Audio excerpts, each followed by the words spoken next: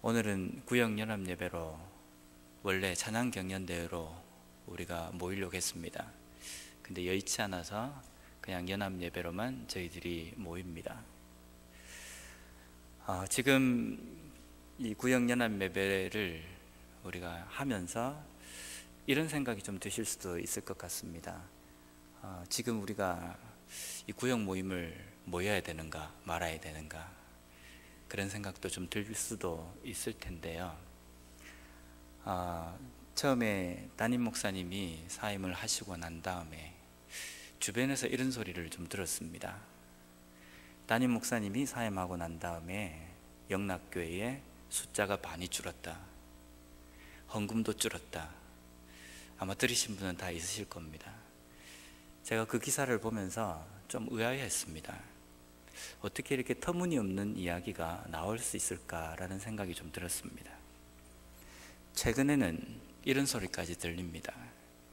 담임 목사님이 계시지 않는데 어떻게 자기들끼리 웃으면서 할 거 다 아느냐, 신문에도 이런 기사가 올라왔다라고 이야기를 하는데 확인된 바는 없습니다. 제가 이 이야기까지 들으면서 문득 그런 생각이 좀 들었습니다. 교회 밖에 있는 세상은 우리 교회를 향해서 이렇게 되기를 바라구나 라는 겁니다. 지금 이 상황이 충분히 교회를 흔들 수 있는 상황이라고 생각하기 때문에, 교회가 흔들릴 수 있는 상황이라고 생각하기 때문에 세상은 우리 교회를 향해서 그런 시야로 바라보고 있구나라는 생각이 좀 들었습니다. 어떻습니까? 혹시 여기 앉아 계신 우리 성도님들 중에서도 지금 우리가 이걸 할 때가 아닌데 라고 생각하시는 분들이 계십니까? 저는 그런 분들에게 이렇게 좀 묻고 싶습니다. 지금 저희들이 청빙을 위해서 기도하고 준비하는 중에 있습니다. 근데 그 청빙을 예수님을 청빙하는 겁니까? 아니면 목사를 청빙하는 겁니까? 지금 우리 교회 가운데 담임 목사님이 안 계시지 예수님은 함께 계십니다. 예수님이 우리 교회를 나가셨다고 한다면요, 우리는 식음을 전폐하고 모든 것을 접고 울면서 하나님 앞에 매달려야 할 때입니다. 근데 예수님께서 우리와 함께 하시기 때문에 우리 교회는 여전히 그냥 그 자리에 있는 겁니다. 근데 우리 속에는 이런 생각이 있습니다. 담임 목사님이 오면 모든 문제가 해결이 될 것이다. 절대로 그렇지 않습니다. 지금 현재 우리 속에 있는 그 주님과 우리의 문제를 해결하지 않으면, 담임 목사님이 새롭게 청빙된다 할지라도 그 문제는 절대로 해결되지 않습니다. 주님께서 우리와 함께 계신데 왜 우리가 해야 할 일을 하지 못하고 앞으로 나아가야 할 길을 멈칫하며 제자리에 서 있어야 합니까? 기도 잘 하다가, 신앙생활 잘 하다가, 하나님의 말씀대로 잘 살다가 왜 우리가 기우뚱해야 합니까? 혹시 그 신앙은 주님을 보고 한 신앙인지 아니면 목사를 보고 한 신앙인지, 그게 의심스럽습니다. 오늘 여기 앉아 계신 분들에게 당돌하지만 제가 이 말씀을 드립니다. 우리 교회 가운데 주님이 나가셨다고 한다면, 주님이 우리와 함께 하시지 않는다고 한다면 다 그냥 접고 모든 것을 다 멈추고 우리가 다시 한번 생각해 봐야 합니다. 근데 그렇지 않다고 한다면, 내가 지금까지 주님을 붙들고 하나님을 온전히 쫓는 삶을 살아왔다고 한다면, 그것이 나의 신앙이라고 자부하신다고 한다면, 지금 현재 그 주님과 함께 우리에게 주어진 그 숙제가 무엇인지를 다시 한번 생각하면서 하나하나 이루어가는 것이 주의 몸된 교회를 위해서 우리가 해야 할 일입니다. 그래서 지금은 우리가 구역 예배를 잘 모여야 합니다. 이전에는 그냥 모였다 하더라도 이제는 구역 예배를 왜 모이는지, 여기 모여서 우리가 무엇을 해야 하는지, 무엇을 나누고 어떤 이야기가 오고 가야 하는지, 그것을 제대로 깨닫고 이제는 해야 합니다. 그래서 하나님께서 우리 교회 가운데 참 잘한다라고 칭찬하시는 그러한 소리를 우리가 들어야 되지 않겠습니까? 만약에 구역 모임이 지금은 한 달에 한 번인데요, 우리 구역은 매주 모이고 싶다라고 이야기하면 교재가 없으시면 저한테 부탁하십시오. 그러면 제가 매주 만들어 드리겠습니다. 모이겠다고 하는데, 말씀을 서로 나누겠다고 하는데 그 못할 일이 뭐 있겠습니까? 오늘 구역 모임을 시작으로 해서 담임 목사님이 청빙될 때까지 제가 몇 번을 구역 모임 교재를 만들 수 있을지는 모르겠지만, 그 기간 동안에 저는 하나님께서 우리를 만드신 그 의미와 하나님이 우리를 어떻게 생각하시는지에 대한, 세상적으로 말하면 자존감에 대한 것에 대해서 좀 다루고자 합니다. 그래서 특별히 오늘 첫 번째 시간에는 이사야 43장에 나와 있는 이 말씀을 통해서 하나님은 우리를 어떤 존재로 보고 계신지, 우리는 하나님 앞에 어떤 존재인지를 말씀을 통해서 나누는 시간이 되었으면 좋겠습니다. 오늘 읽은 이 본문의 1절 말씀에는 하나님께서 이렇게 시작하고 있습니다. 야고바라고 이야기합니다. 이스라엘 백성들을 부를 때에 보통 하나님께서는 이스라엘아 라고 부릅니다. 이 이스라엘이라는 이름이 어디에서 나온지 잘 아시죠? 원래 야곱의 이름입니다. 야곱의 이름에서 그 이름이 변화가 되어서 하나님께서 고쳐주셔서 이스라엘이라는 이름을 얻었습니다. 이 이스라엘이라는 이름을 들을 때에 야곱만을 지칭하는 것이 아니라 야곱으로부터 나와 있는 12 아들로부터 나와 있는 모든 지파, 모든 족속들을 가르칩니다.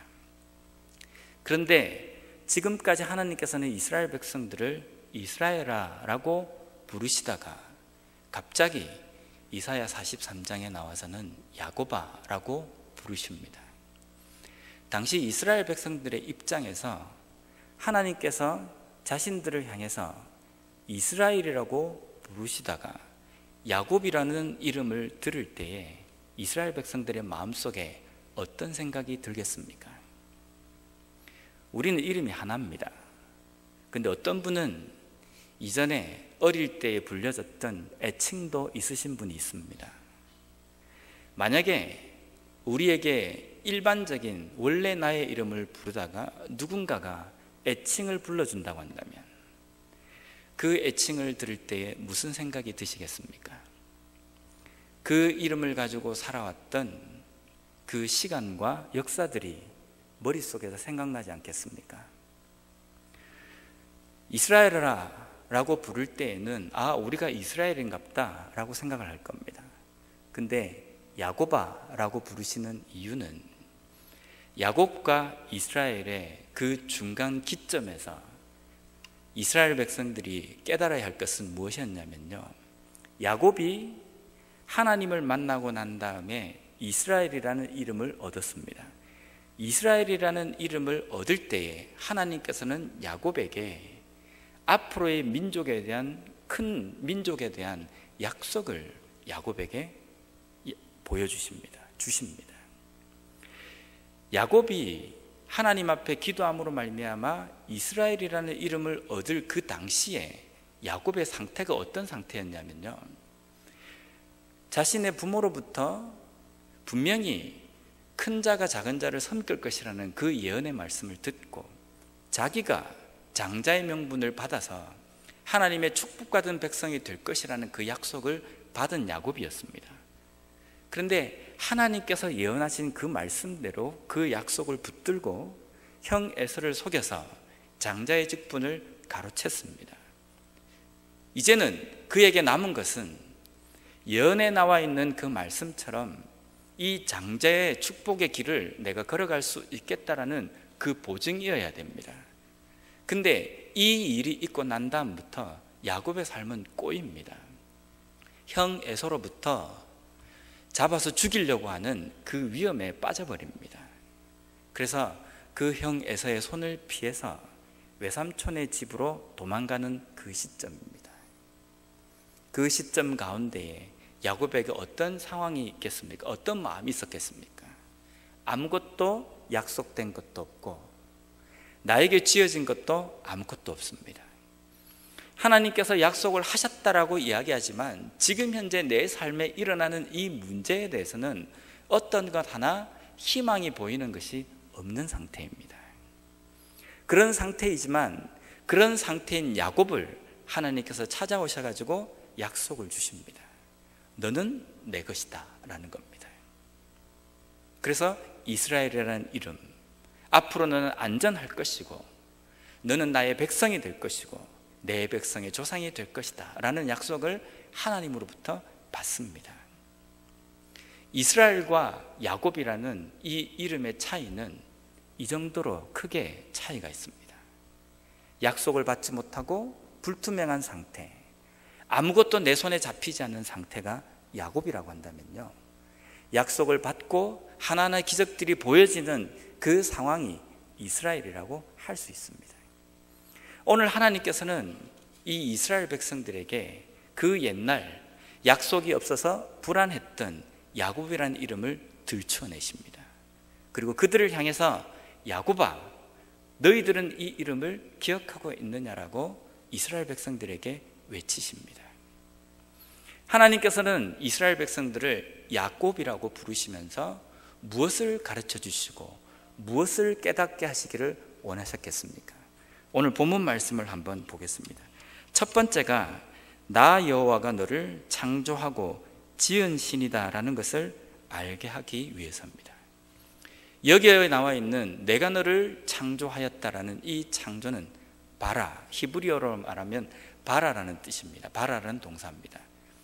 창세기 1장 1절에 나와 있는 태초에 하나님께서 천지를 창조하시니라 라고 할 때 그 창조에도 이 바라라는 동사가 사용되어집니다. 창조는 무엇입니까? 창조는 아무것도 없는 상태에서 만드는 것, 그것이 창조입니다. 이 바라라는 동사는 사람에게 쓰는 것이 아니라 오직 주어가 하나님일 때만 이 동사를 사용합니다.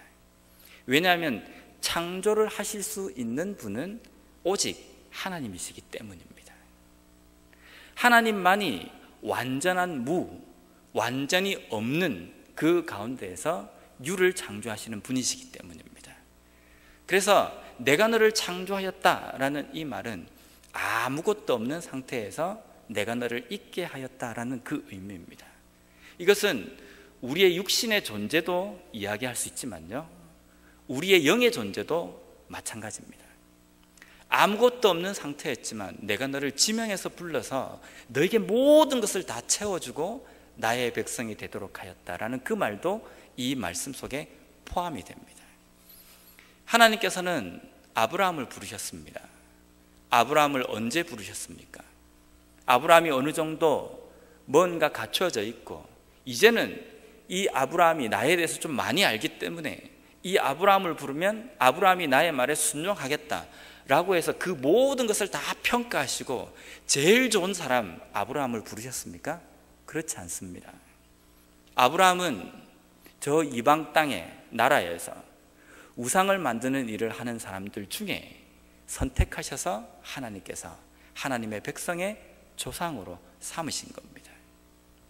그야말로 무라는 곳에서 유를 창조하신 것입니다. 뭔가 조건이 없는 상태에서 아브라함을 부르셔서 믿음의 조상, 하나님의 백성의 조상이 되게 하셨다는 겁니다. 이스라엘 백성들이 이런 상태입니다. 이스라엘 백성들을 하나님께서 창조하셨다라는 그 말에는요, 아무것도 없고 볼품도 없고 뭔가 봐줄 수 있는 어떤 조건도 없는 상태에서 지명하고 선택하셨다라는 겁니다.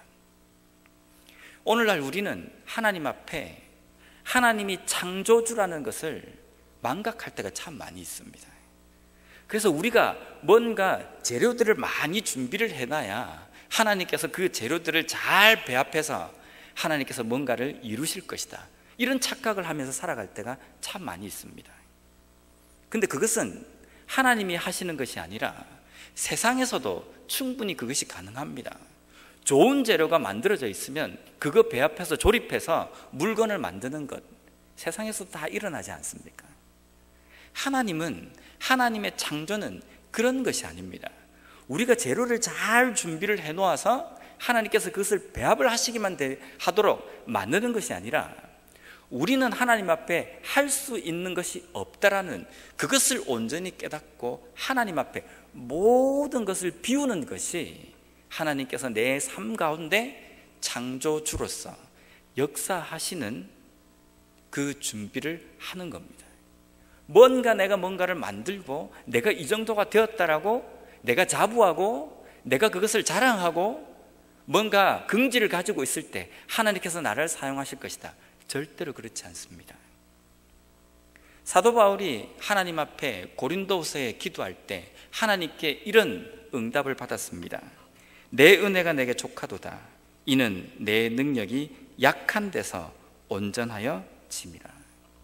사도 바울에게도 하나님께서 말씀을 주신 것은 너의 은혜가 너에게 있는 그것으로 족하다.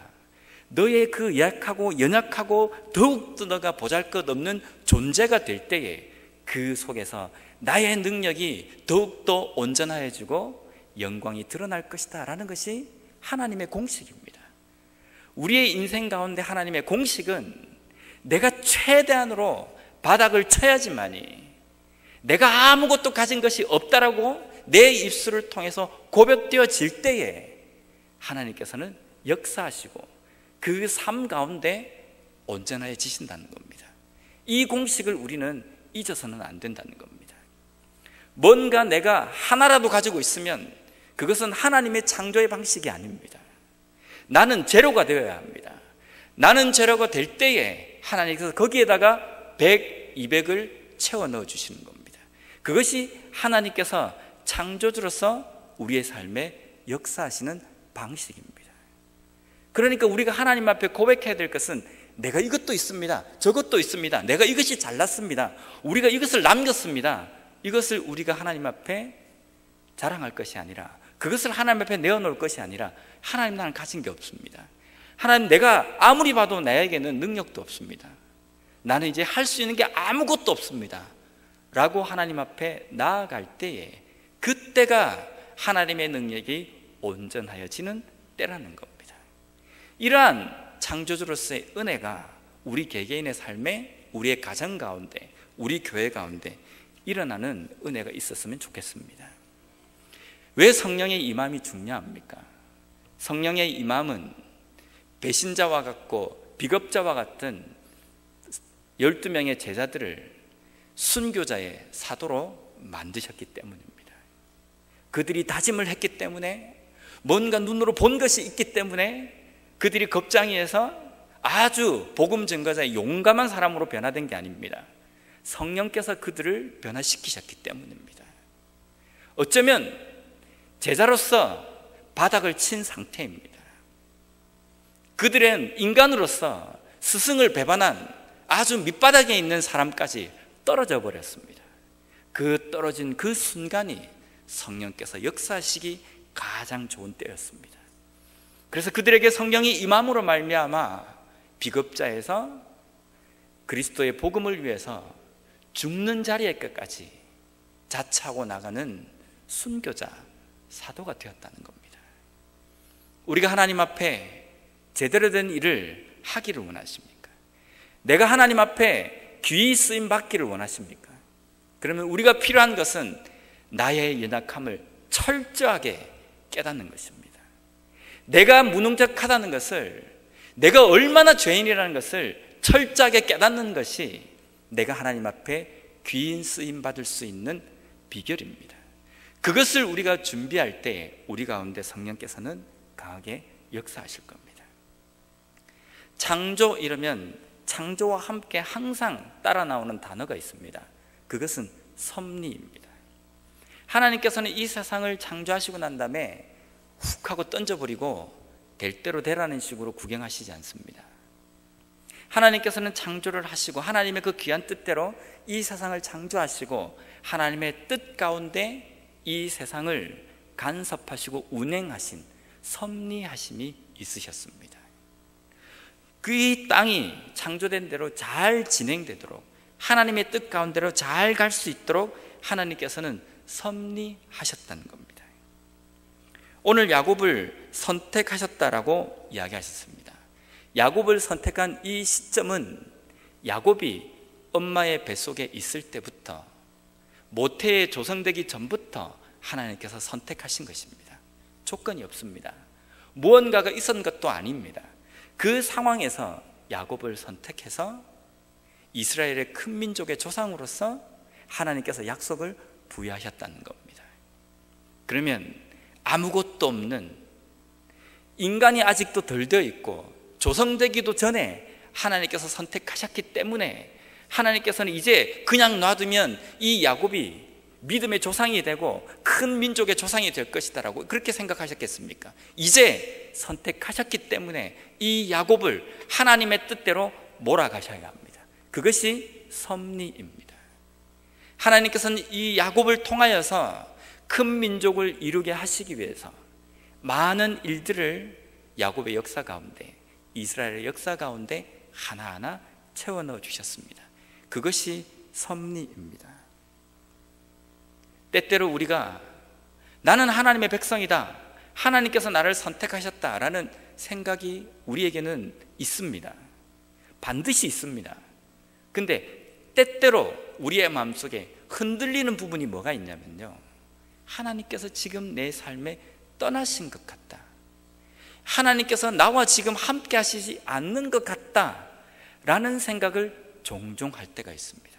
이것은 전문적인 용어로 바꾼다고 한다면요, 하나님이 나를 창조하시고 지금은 섭리하시지 않는 것 같다라고 이야기하는 것과 똑같습니다.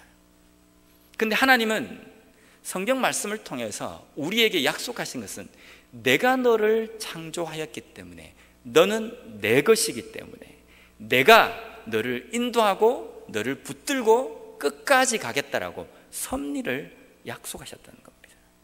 창조주이신 하나님을 우리가 붙든다고 한다면 섭리하신 하나님도 함께 붙드는 믿음이 우리 가운데 있어야 됩니다. 만드셨고 거기에 대한 책임을 안 하시는 그런 분이 아니시라, 만드셨기 때문에 거기에 대한 책임을 완수하시고 그 완수하시기 위해서 우리를 끝까지 붙드시고 나아가시는 섭리하시는 하나님을 우리가 깨닫고 나아가야 됩니다. 마태복음 1장에는 보면, 1장에는 우리가 성경을 읽다가 가장 재미없어하는 족보가 나옵니다. 누구는 누구를 낳고 이런 이야기를 할 때 보면 그냥 빨리 넘어가고 싶어 합니다. 그 지루하고 재미없고 그냥 빨리 넘어가고 싶어하는 그 족보가 왜 하필이면 신약성경 제일 첫째 책에 제일 첫째 장부터 시작이 되겠습니까? 이 말씀을 읽으시면서, 이 족보를 읽으시면서 혹시 어떤 생각을 한번 해보신 적이 있으십니까? 이 족보가 끝나는 마지막 시점에 마태는 이렇게 기록하고 있습니다. 지금까지 아브라함 때부터 예수 그리스도까지 오는 동안에 이 모든 세대를 3세대로 나눌 수 있다. 첫 번째는 아브라함부터 다윗까지 14대, 그리고 다윗부터 바벨론 포로로 가기 전까지 14대, 그리고 바벨론 포로로 가서 예수 그리스도가 오시기까지 14대, 이렇게 해서 세 가지 세대로 나눈다라고 이렇게 기록하고 그 족보를 맺습니다. 저는 이 말씀을 보면서 문득 이런 생각이 들었습니다. 아브라함 때부터 다윗 때까지의 이 첫 번째 세대를 신학자들은 신정세대, 하나님께서 다스리는 세대라고 이야기합니다. 그리고 두 번째 세대, 다윗부터 바벨론 포로 전까지를 왕정시대라고 이야기를 합니다. 그렇다고 한다면 신정시대 때는 믿음이 아주 좋은 사람들이 질비해 있고, 왕정시대 때는 믿음이 어중간한 사람들이 자리하고 있고, 마지막 세 번째 그 시대에는 어떤 사람들이 질비해 있습니까? 이 시대는 어떤 시대인지 아무도 모릅니다. 그래서 역사학자들은 이 시대를 침묵기라고 이야기합니다. 쉽게 이야기하면 하나님께서도 입을 닫으시고 침묵하셨던 시기라는 그 의미입니다. 이 시대는 믿음적으로 완전히 타락해 있고 하나님의 말씀이 전혀 나타나지 않았던 그런 시대라는 겁니다. 혹시 여기 앉아 계신 분도 그렇게 생각하십니까? 이 침묵기를 아마 다 많이 들으셨을 겁니다. 이스라엘의 침묵기 시대, 바벨론 포로 때부터 예수 그리스도가 나시기 전까지의 시대입니다. 근데 이 시대 다음에 무슨 일이 일어났습니까? 그토록 구약의 오랜 기간 동안에 많은 신앙의 선배들이 예언으로, 환상으로, 직접적으로 말씀으로 들었던 그 메시아가 오셨습니다. 중요하신 이 성경의 주인이신, 주체이신 예수 그리스도가 오시는 그 시점이 이 침묵기 바로 다음에 이어지고 있습니다. 어떻게 생각하십니까? 왜 하필이면 침묵기입니까? 저는 이 시기를 침묵기라고 말하는 것보다 정말 바쁜 시기라고 이야기하고 싶습니다. 인간인 우리의 입장에서는 하나님의 말씀이 들려지지 않고 하나님께서 결코 선지자를 통해서 누구를 통해서도 하나님의 말씀이 선포되어지지 않았던 시대이지만 하나님은 그 어느 때보다 바쁘셨던 시기라고 할 수 있습니다. 왜냐하면 메시아가 곧 도래하실 거기 때문입니다. 진짜 만약에 우리의 인간적인 어떤 단어로 우리가 설명을 한다고 한다면 하나님이 이 시기에 얼마나 바쁘셨겠습니까? 곧 예수 그리스도를 통해서 인간의 모든 죄의 문제, 구원의 문제를 해결하기 위해서 해결사이신 메시아가, 그리스도가 탄생되어야 하는 역사적인 그 사건이 곧 일어날 텐데 사람에게는 그게 침묵기일지 모르지만 하나님에게는 그 어느 시대보다 더욱더 중요하고 비중 있는 시간이 아니었겠습니까? 사람은 이 시기를 침묵기라고 이야기하지만 하나님은 이 시기를 섭리하신, 강하게 역사하신 시기라고 말씀하시지 않겠습니까? 이 시기 다음에 일어난 것이 역사적으로 너무나도 중요한 일이 일어나지 않습니까? 이 또한 하나님의 섭리하심이 여기에 나타나 있습니다. 우리 인간에게 아무것도 없는 상황, 이스라엘 백성들이 어느 정도 자신의 그 죄악을 깨닫고 하나님 앞에 회개함으로 인하여서 점점점 사람들이 하나님 앞으로 나아오는 그 시점에서 예수 그리스도가 오신 것이 아니라 말씀도 들려지지 않고 하나님의 뜻도 깨닫지 못하고 하나님 앞에 기도해야 될 것도 모르는 그 상황 가운데 예수님께서 오셨다는 겁니다. 창조주 하나님께서 창조하시고 섭리하시는 그 일들을 그 시기에도 진행하셨다는 겁니다. 그래서 이 구원이 값진 겁니다. 뭔가 이스라엘 백성들에게 어떤 조건이 있을 때에 하나님 앞에 부르짖었더니 하나님께서 이렇게 하셨다, 메시아를 보내주셨다 라고 한다면 이스라엘 백성들이, 유대인들이 하나님 앞에 간구한 건 몇 프로고 하나님께서 섭리하신 것 나머지이지 않겠습니까? 그런데 이 시기는 인간이 땅에 떨어질 대로 떨어진, 낮아진 그 상태이기 때문에 제로입니다. 제로인 상태에서 하나님께서 100% 예수 그리스도를 통해서 채워나가신 섭리의 사건입니다. 우리가 낮아져야 하나님의 섭리하심이 강하게 드러납니다. 하나님의 역사하심이 우리의 삶 속에 온전해지기 위해서는 내가 제로임을 온전히 깨달아야 합니다.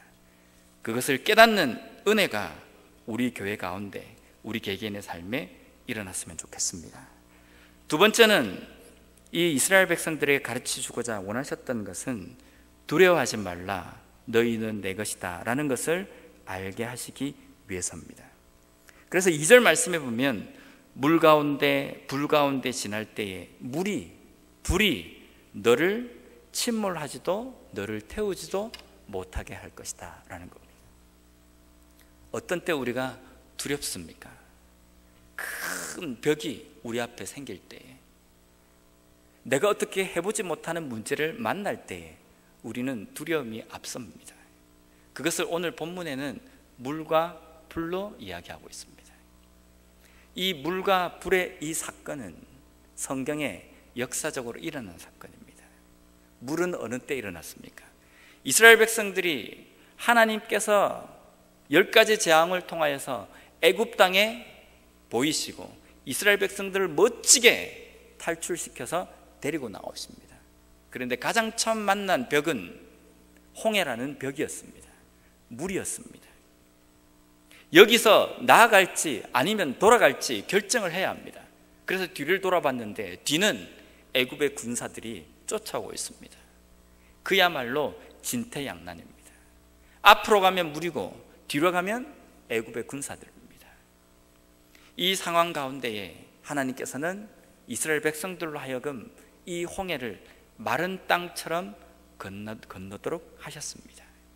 이스라엘 백성들이 홍해를 건널 때에 그 홍해 물 양쪽에는 물로 된 벽이 세워져 있었습니다.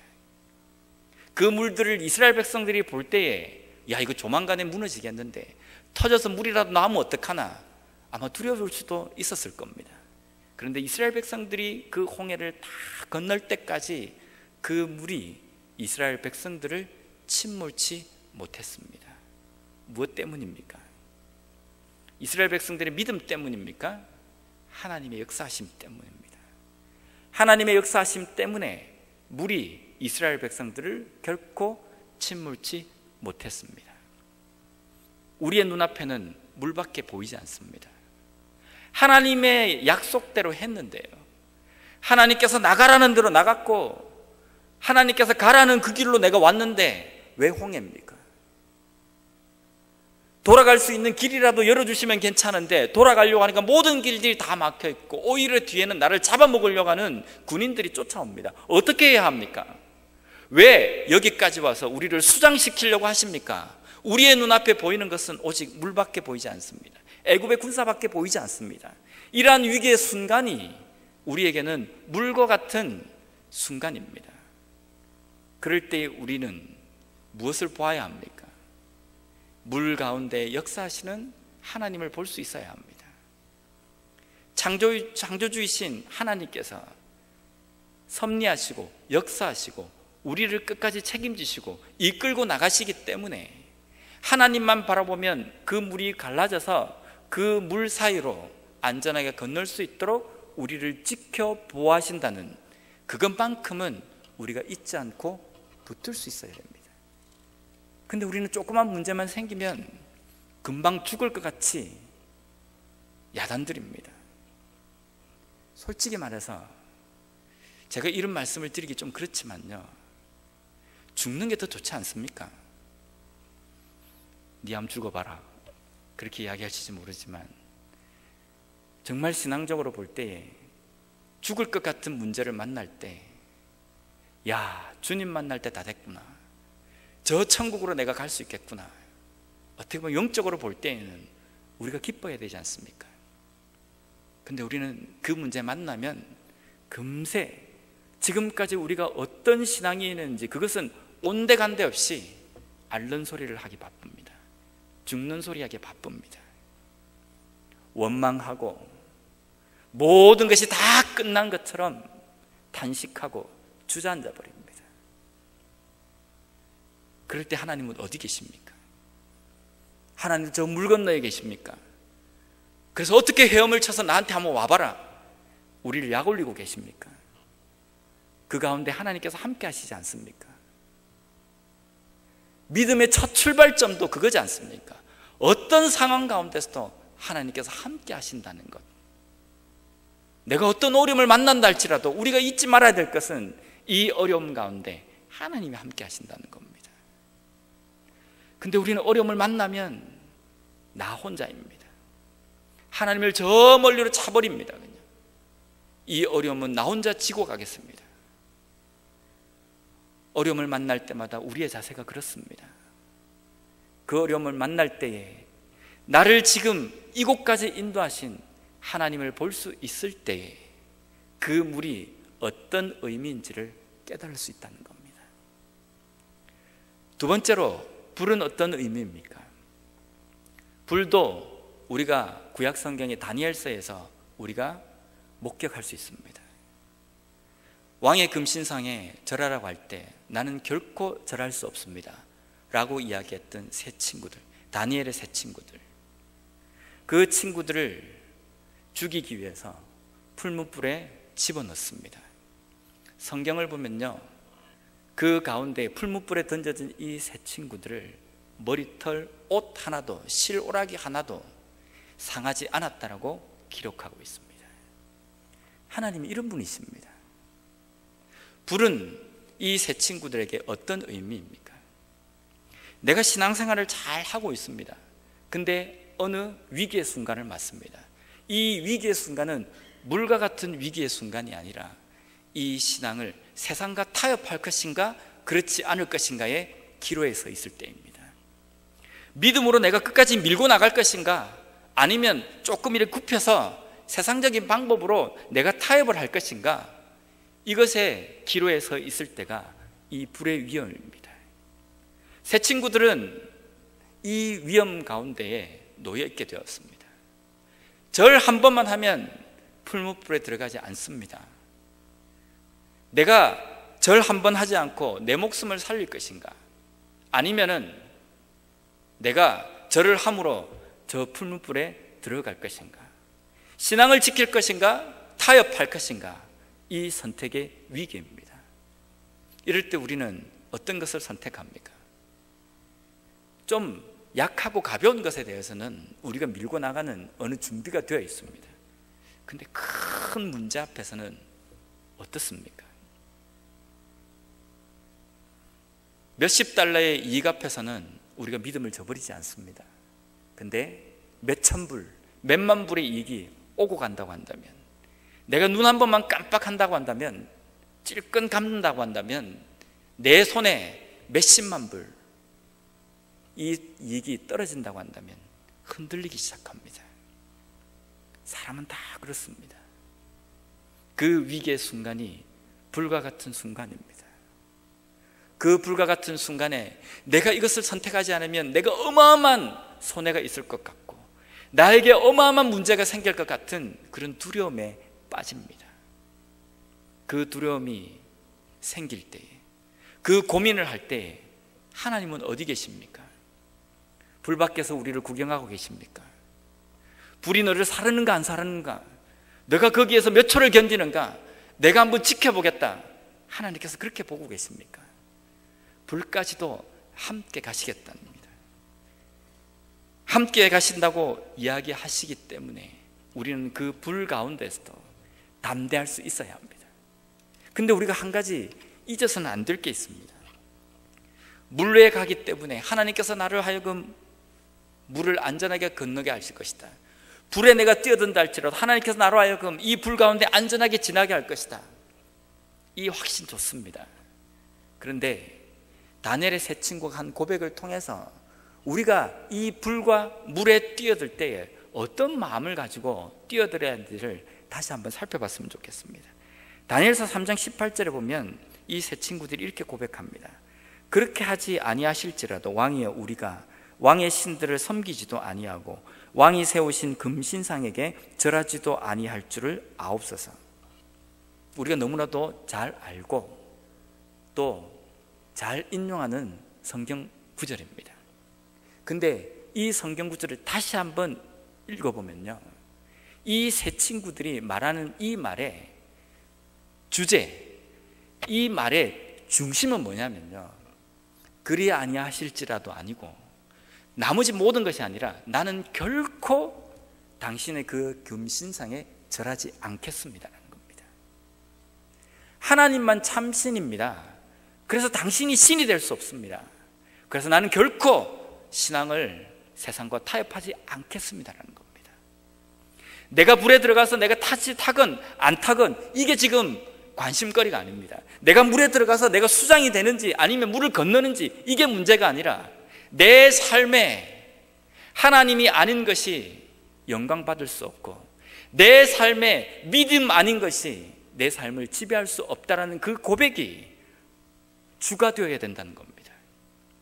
물을 만나든 불을 만나든 어떤 문제를 만나든 내가 이것을 이겨낼 수 있을 것이다, 이게 문제가 아니라 이 문제 가운데 주인이신 하나님께서 나와 함께 하시고 하나님만이 이 삶 가운데, 이 상황 가운데 영광을 받으신다라는 이것이 중요하다는 겁니다. 나는 반드시 물을 건너가야 하고 나는 반드시 불 가운데서도 전혀 타지 않아야 된다, 이것이 오늘날 우리의 신앙의 중심이 되어버렸습니다. 근데 중심은 이것이 아니지 않습니까? 왜냐하면 하나님께서는 예수님도 십자가의 죽음으로 몰아가셨습니다. 무엇 때문에요? 하나님의 뜻 때문입니다. 예수님도 사랑하는 독생자도 그 죽음까지 몰고 가셨는데 우리를 그 자리까지 안 몰고 가시겠습니까? 하나님의 뜻이라고 한다면 그 자리에 반드시 몰고 가실 겁니다. 근데 우리는 자꾸만 물을 건너고 불에서 안전하게 나오는 것, 이것만을 우리가 생각합니다. 중요한 것은 물 가운데 불 가운데 하나님께서 함께 하시고 역사하심으로 인하여서 하나님의 뜻이 이루어지는 것이 중요하다는 겁니다. 그 뜻을 보려고 하는 것이 오늘날 그리스도인의 삶이 되어야 된다는 겁니다. 위기의 순간이 있습니까? 내 삶에 어떤 어려움이 있다고 생각합니까? 우리 교회 가운데 어떤 어려움이 있다고 생각합니까? 그래서 기도하십니까? 기도하면 이 문제가 잘 해결될 거라고 생각하십니까? 아닙니다. 잘 해결되고 잘못 해결되고 이것이 중요한 것이 아니라 어떤 상황 가운데에 하나님의 뜻이 이루어지는 것이 중요한 겁니다. 그 하나님의 뜻을 볼 수 있는 것이 중요한 겁니다. 이 가운데서 내가 어떻게 된다는 이 문제가 중요한 것이 아니라 이 모든 상황 가운데서 하나님의 뜻이 무엇인지를 깨닫는 나 자신이 중요한 겁니다. 어떤 상황 가운데서 하나님의 뜻은 반드시 존재합니다. 하나님이 섭리하시기 때문에, 하나님이 역사하시기 때문에 물 가운데 불 가운데 분명 하나님께서 함께 하십니다. 함께 하시기 때문에 하나님은 하나님의 역사를 하나님의 뜻 가운데 이루어 가실 겁니다. 중요한 것은 그 가운데 하나님의 뜻을 볼 수 있어야 됩니다. 하나님의 뜻을 볼 수 있어야 십자가의 자리까지 갈 수 있는 겁니다. 죽음의 그 자리까지 갈 수 있는 겁니다. 설사 나를 물이 덮는다 할지라도 하나님을 원망하지 않고 그 자리까지 갈 수 있는 겁니다. 불이 나를 완전히 태워버린다 할지라도 하나님을 원망하지 않고 찬양하며 갈 수 있는 겁니다. 하나님의 뜻을 보지 못하니까 물이 두렵고 불이 두려운 겁니다. 물이 조금이라도 나에게 덮치면 그것으로 하나님을 원망하고, 불이 조금이라도 나를 상하게 만들면 하나님을 가차없이 원망하고 하나님에게 원망의 소리를 쏘아대는 겁니다. 하나님의 뜻을 깨닫지 못했기 때문입니다. 하나님의 뜻을 제대로 알지 못했기 때문입니다. 만약에 우리 교회가 하나님의 뜻을 제대로 알지 못한다고 한다면 나는 이렇게 기도했는데 왜 하나님께서 이렇게 몰아가십니까? 라고 하나님을 원망할 수밖에 없을 겁니다.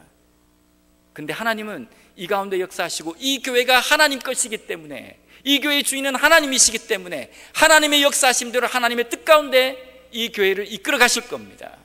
중요한 것은 우리가 그 하나님의 뜻을 보지 못하면 하나님의 뜻에 순종할 수 없습니다.